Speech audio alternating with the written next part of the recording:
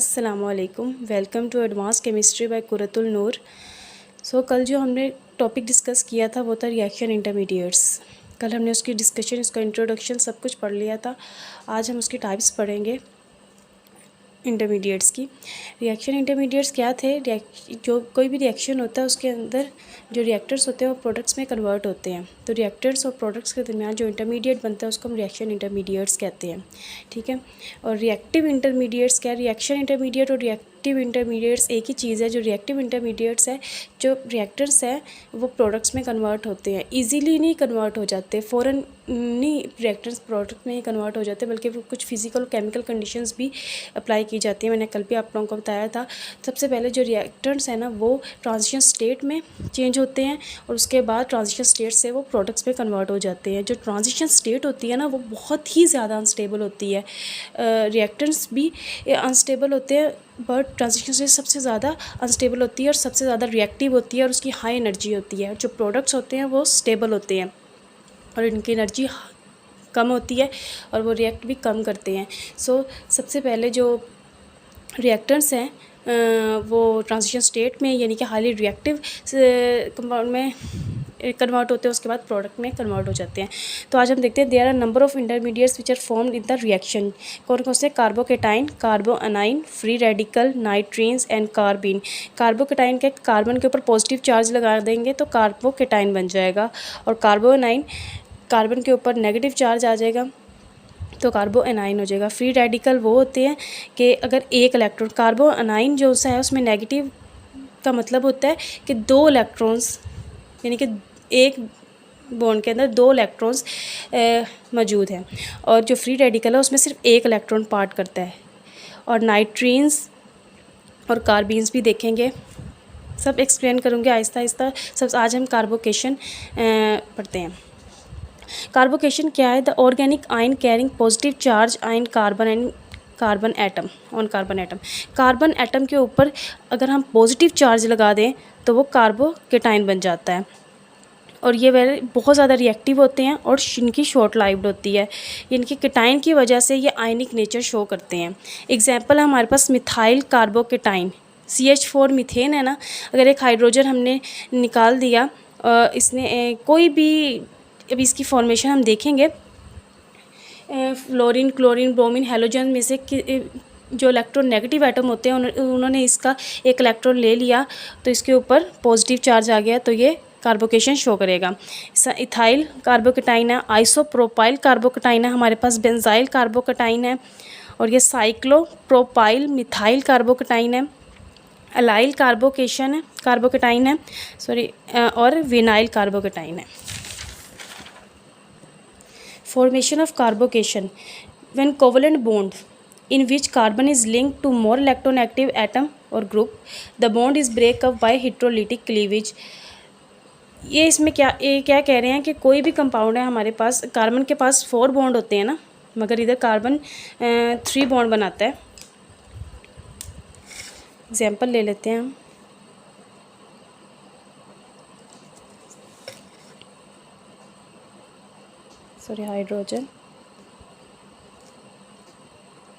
Hydrogen and covalent bond, ये जिसके साथ बॉन्ड बना रहा है ना, ये बॉन्ड टूटेगा, क्लीवेज होगी इन दोनों के दरमियान, और जो इलेक्ट्रॉन्स होंगे ना वो हाईली इलेक्ट्रोनेगेटिव की तरफ चले जाएंगे। यानी कि दोनों जो इलेक्ट्रॉन, बॉन्ड के ऊपर 2 इलेक्ट्रॉन्स हैं तो दोनों इलेक्ट्रॉन्स जो से होते हैं वो क्लोरीन अपनी तरफ खींच लेगा और ले लेगा, और इसके ऊपर पॉजिटिव चार्ज आ जाएगा। इधर लिटिक क्लीवेज हो जाएगी, ठीक है। क्लोरीन ने दोनों इलेक्ट्रॉन्स ले लिए हैं और कार्बन के ऊपर पॉजिटिव चार्ज आ गया और क्लोरीन सेपरेट हो गया। वो यही कह रहे हैं, the more electronegative atom takes away both bonding electrons. Both bonding electrons ले लिए, while carbon lose its electron, carbon ने अपना इलेक्ट्रॉन लूज कर दिया, एंड एक्वायर पॉजिटिव चार्ज, और अपने ऊपर पॉजिटिव चार्ज उसके ऊपर आ गया, ठीक है। एक होता है हेट्रोलिटिक क्लीवेज और एक होता है होमोलिटिक क्लीवेज। जो होमोलिटिक क्लीवेज होते हैं ना उसमें अब जिस तरह हैं A और B, इसमें जो 2 बॉन्ड हैं 2 इलेक्ट्रॉन्स है, बॉन्ड में 2 इलेक्ट्रॉन्स है, ये दोनों जब रिएक्ट करेंगे और ब्रेक होंगे तो एक एक इलेक्ट्रॉन्स ले लेंगे, ये होमो है, ठीक है। अब इसी तरह ये वाला हिट्रो है, यानी कि क्लोरीन जो सा होता है नेगेटिव होता है, उसने अपने दोनों इलेक्ट्रॉन्स ले लिए हैं और दूसरे के ऊपर पॉजिटिव चार्ज आ गया, यानी कि एक के ऊपर पॉजिटिव चार्ज आ जाएगा और दूसरे के ऊपर नेगेटिव चार्ज आ जाएगा, वो हिट्रो होती है। और होमो वो होती है जिसने दोनों के पास एक एक इलेक्ट्रॉन्स चला जाए, वो होमो होती है। दूसरी एग्जांपल भी ले लेते हैं, CH3 इथाइल अल्कोहल, इसकी भी हिट्रोलिटिक क्लीवेज करवाएंगे।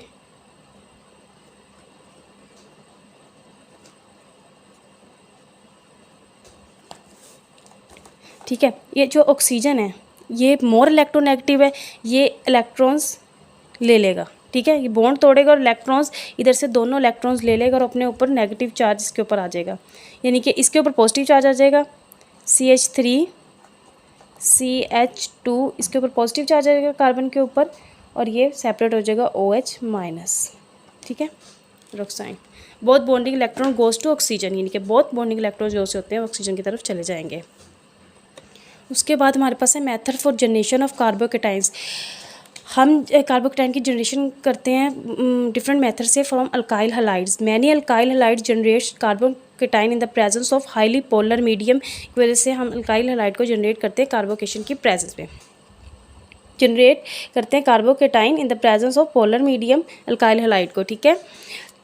हमने टेट्रा ब्यूटाइल ब्रोमाइड लिया, ठीक है, उसके साथ हमने हाईली इलेक्ट्रोनेगेटिव जो है ब्रोमीन इलेक्ट्रोनेगेटिव ज़्यादा है कार्बन की निस्बत, तो ये अपने ये दोनों बॉन्डिंग इलेक्ट्रॉन्स लेगा और इसके ऊपर पॉजिटिव चार्ज आ जाएगा और इसके ऊपर नेगेटिव चार्ज आ जाएगा, टर्शियरी ब्यूटाइल कार्बोकेटाइन बन गया। उसके बाद हम ये भी कह सकते हैं जो अल्काइल हैलाइड है हम उनको रिमूव करके हम उनकी जगह अल्काइल टूसिलेट्स एंड अल्काइल मिसिलेट्स भी यूज़ करते हैं। मिसिलेट्स का ये फार्मूला और टूसिलेट्स का ये फार्मूला, ये हमारे सिलेबस में नहीं है तो हम इसको एक्सप्लेन नहीं करेंगे, सिर्फ फार्मूलाज ही देख लें। उसके बाद है फ्रॉम हिट्रोलाइसिस ऑफ अल्कोहल के मेथड से हम कार्बोकेटाइन को जनरेट कर सकते हैं। Alcohol on treatment with concentrated acid get promoted and the protonated alcohol lose a molecule of water to give carbocation, यानी कि वो ये कह रहा है कि जो अल्कोहल है ये एक हमारे पास कार्बन चेन है, ठीक है, ये हमारे पास कार्बन चेन है और हम अल्कोहल जो हमारे पास है कोई भी अल्कोहल हमने साथ लगाया, उसके साथ अगर हम प्रोटोनेटेड हाइड्रोजन लगाएंगे तो ये इसके साथ बॉन्ड बनाएगा, ROH2 हो जाएगा और जैसे अगर हम वाटर मॉलिक्यूल जनरेट करेंगे तो हमारे पास कार्बोकेटाइन बन जाएगा, कार्बोकेशन हो जाएगी, ठीक है। कार्बोकेशन को हम कार्बोनियम आयन भी कहते हैं, ठीक है। उसके बाद है फ्रॉम डायजोनियम आयन से भी हम कार्बोकेटाइन को जनरेट कर सकते हैं। The alkyl diazonium ions are unstable होते हैं, decompose at room temperature to give carbocations. ये अनस्टेबल होते हैं तो डीकम्पोज हो जाते हैं, टूट जाते हैं रूम टेम्परेचर पे, तो नाइट्रोजन जो सा होगा वो रिलीज़ हो जाएगा, टूट जाएगा, इनका बॉन्ड क्लीव होगा और या इस चेन के ऊपर कार्बन चेन है हमारे पास, उसके ऊपर केटाइन बन जाएगा, कार्बोकेटाइन की फॉर्म में ये आ जाएगा, जनरेट हो जाएगा। उसके बाद है बाय प्रोटोनेशन ऑफ अल्कीन की in presence of acidic media, कोई भी एसिडिक मीडिया, यानी कि हमने प्रोटोनेटेड हाइड्रोजन लेनी है। Alkenes are protonated and give carbocations. Alkenes हमने लिया और हाइड्रोजन लिया, उसकी प्रेजेंस में एक प्रोटोनेट अल्कीन लिया और प्रोटोनेटेड हाइड्रोजन लिया। ये जो से बॉन्ड्स हैं ये इसके ऊपर अटैक करेगा, इसके ऊपर नेगेटिव चार्ज आ जाएगा और इसके ऊपर पॉजिटिव चार्ज आ जाएगा। इधर ये बॉन्ड टूटा इसके साथ और ये जो हाइड्रोजन है इसने अटैक किया इस कार्बन के ऊपर, ठीक है, H इधर जाके अटैच हो गया और इसके ऊपर पॉजिटिव चार्ज आ गया, ठीक है, ये कार्बोकेशन शो किया इसने अल्कीन ने। उसके बाद है features of carbocation. Carbocation they're ions होते हैं हाईली अनस्टेबल, बहुत ज़्यादा अनस्टेबल होते हैं और हाईली अनस्टेबल होंगे तो हाईली रिएक्टिव होंगे, हाई एनर्जी होगी इनकी। They have electron deficient carbon atom having 6 electrons in, और इलेक्ट्रॉन डेफिशिएंट कार्बन एटम्स होते हैं क्योंकि एक इनका जो सा बॉन्ड है वो बहुत ही इलेक्ट्रोनेगेटिव एटम ने ले लिया होता है, तो इनके वैलेंस शेल इलेक्ट्रॉन में 6 इलेक्ट्रॉन्स होते हैं। दे सिक्स इलेक्ट्रॉन कम्प्लीट्स ऑक्टेट, तो इन्हें इलेक्ट्रॉन की ज़रूरत होती है, इन्होंने अपना ऑक्टेट कंप्लीट करना होता है, हैंस आर वेरी रिएक्टिव, पीछे ही बताया। हाईली अनस्टेबल होगा तो हाईली रिएक्टिव होंगे। The hybridization of carbon is sp2, ये जानने वाली बात है कि इसमें हाइब्रिडाइजेशन कौन सी होगी, sp2 होगी। They have trigonal planar geometry, और ये ट्राइगोनल प्लेनर ज्योमेट्री शो करेंगे, ठीक है, एक प्लेन में होंगे। उसके बाद हम स्ट्रक्चर देख लेते हैं कार्बोकेटाइन का। The carbon atom of carbocation with sp2 hybridized, हमने देख लिया है। जो 3 bonding orbitals from sigma bonds and the remaining p orbital is vacant, यानी कि 3 जो सिग्मा बॉन्ड वो बनाएगा कार्बन, कार्बन 4 बॉन्ड बनाता है ना, तो एक जो उसका इलेक्ट्रॉन जब उसने बॉन्ड बनाया था फ्लोरीन के साथ या क्लोरीन के साथ, ब्रोमीन के साथ, उसका टूट गया था, तो दोनों जो इलेक्ट्रॉन्स हैं उसने उसके हेलोजन एटम ने ले लिए थे, हाईली इलेक्ट्रोनेगेटिव ने ले लिए थे, तो उसका जो p ऑर्बिटल है वो वेकेंट हो गया था, और जो 3 सिग्मा बॉन्ड्स हैं वो पार्टिसिपेट करेंगे उसके स्ट्रक्चर में। This vacant p orbital makes the carbon atom electron deficient and gives it's a positive ion, तो यही जो p ऑर्बिटल है वो इलेक्ट्रॉन वो कार्बन एटम को डेफिशिएंट करता है, इलेक्ट्रॉन डेफिशिएंट, और गिव इट्स पॉजिटिव, और उसके ऊपर पॉजिटिव साइन शो कर देता है। ऑल द सिग्मा बॉन्ड, जितने भी सिग्मा बॉन्ड्स बने हैं ना कार्बन में, वो एक प्लेन में होंगे विद द बॉन्ड एंगल, इसका बॉन्ड एंगल होगा 120 डिग्री बिटवीन देम, ठीक है। अब ये देख लें, कार्बन है, ये कार्बन है, ठीक है ना, ये एक प्लेन में है ना, एक प्लेन में है, ये कार्बन है, इसका एक प्लेन यहाँ पे होगा, एक बॉन्ड यहाँ, एक बॉन्ड यहाँ पे होगा, एक बॉन्ड यहाँ पे होगा, एक बॉन्ड यहाँ पे होगा, और जो p ऑर्बिटल है एक ऊपर वाली साइड पे होगा और एक नीचे वाली साइड पे होगा। ये देखें, ये कार्बन ने 3 बॉन्ड बनाए, एक यहाँ पे और एक यहाँ पे और एक यहाँ पे, और जो वेकेंट है, जो more electronegative atom take the electron, यानी कि इलेक्ट्रोनेगेटिव एटम ने इसका इलेक्ट्रॉन ले लिया है, तो p ऑर्बिटल जो सा होगा वेकेंट होगा, और हर इसका एंगल होगा 120 डिग्री होगा, और इसके ऊपर पॉजिटिव साइन आ जाएगा। ये है इसका स्ट्रक्चर। उसके बाद है हमारे पास factor affecting stability of carbocation, यानी कि वो कौन से फैक्टर हैं जो स्टेबिलिटी ऑफ कार्बोकेशन को अफेक्ट करते हैं। 3 फैक्टर हैं हमारे पास, रेजोनेंस यानी कि मीजोमेरिक इफेक्ट भी कहते हैं इसको, इसमें ये भी होता है mesomeric effect, hyper conjugation, inductive effect. Resonance सबसे ज़्यादा होगी, सबसे ज़्यादा स्टेबल जो सा होगा, जो स्टेबिलिटी को अफेक्ट करेगा, रेजोनेंस। उसके बाद हाइपर कंजुकेशन, उसके बाद इंडक्टिव इफेक्ट। सबसे पहले हम रेजोनेंस देख लेते हैं। Stability of carbocation is directly, carbocation is directly proportional to number of resonating structure, यानी कि जितने ज़्यादा रेजोनेटिक स्ट्रक्चर्स बनेंगे उतनी ही स्टेबिलिटी कार्बोकेटाइन की ज़्यादा होगी। यानी कि इसमें देख लें, जो कार्बन है, कार्बन के ऊपर जो पॉजिटिव साइन है ये तीनों में होगा, ये तीनों में डिस्ट्रीब्यूट होगा, ठीक है।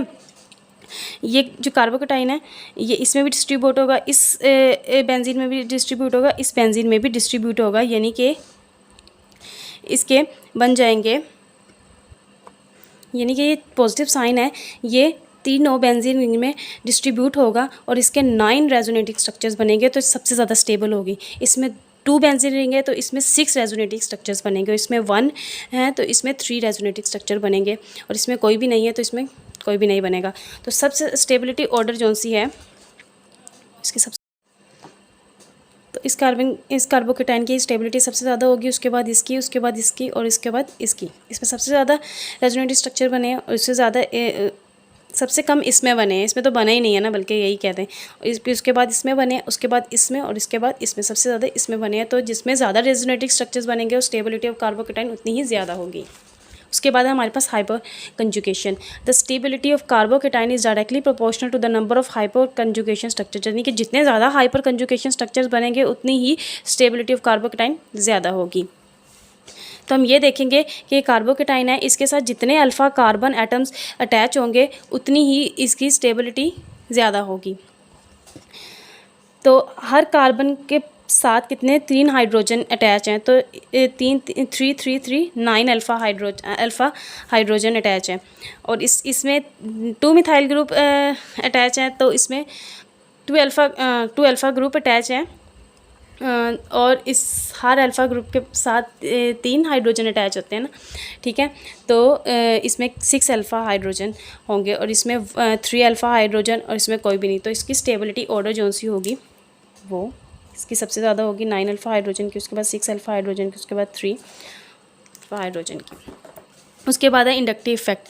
Stability of carbocation is directly proportional two plus I effect, यानी कि inductive effect plus I effect पे कार्बोकेटाइन में स्टेबिलिटी डिपेंड करती है, यानी कि अगर प्लस आई इफेक्ट ज़्यादा होगा तो स्टेबिलिटी ऑफ कार्बोकेटाइन ज़्यादा होगी, अगर प्लस आई इफेक्ट कम होगा तो स्टेबिलिटी ऑफ कार्बोकेटाइन कम होगी।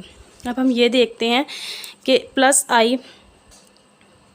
आई इफेक्ट की वजह से जो ये मिथाइल ग्रुप है ये अपने इलेक्ट्रॉन्स शेयर करेगा कार्बन को, और ये वाला मिथाइल ग्रुप भी अपने कार्बन अपने इलेक्ट्रॉन्स कार्बन को शेयर करेगा। तो इनके पास नेगेटिव इलेक्ट्रॉन्स हैं तो और ये शेयर कर रहे हैं कार्बोकेटाइन को, इसके ऊपर पॉजिटिव चार्ज है, ठीक है, ये इसको न्यूट्रल कर देगा, ठीक है। इलेक्ट्रॉन्स के बाद नेगेटिव चार्ज होता है ना, तो इस कार्बोकेटाइन को न्यूट्रल कर देगा, यानी कि इसके पॉजिटिव चार्ज को ये डिक्रीज़ करेगा, ठीक है, कम करेगा प्लस आई इफेक्ट की वजह से। और इसमें ये 3 में जो कार्बन है ये अपने इलेक्ट्रॉन्स कार्बोकेटाइन को डोनेट करेंगे तो इसकी ज़्यादा कर देगा ये, ठीक है। ये 3 करेंगे तो तीनों ज़्यादा उसको कम कर देंगे और ज़्यादा हाईली रिएक्टिव हो जाएंगे, और ये 1 करेगा अपने इलेक्ट्रॉन्स इसको डोनेट, ठीक है। तो इसमें सबसे ज़्यादा हुए इसका ऑर्डर, ये सबसे ज़्यादा है इसका इंडक्टिव इफेक्ट, उसके बाद 1 का है इंडक्टिव इफेक्ट सबसे ज़्यादा, उसके बाद 2 का है 3 का है सॉरी इंडक्टिव इफेक्ट ज़्यादा। होप आपको समझ आई होगी। कल इंशाल्लाह ताला हम कार्बोकेटाइन के रिएक्शंस पढ़ेंगे और एप्लीकेशंस पढ़ेंगे, जो रह गया है ये टॉपिक ज़्यादा लंबा हो जाता, तो इंशाल्लाह ताला कल न्यू वीडियो आएगी और होप कि आपको समझ आई होगी। Thank you.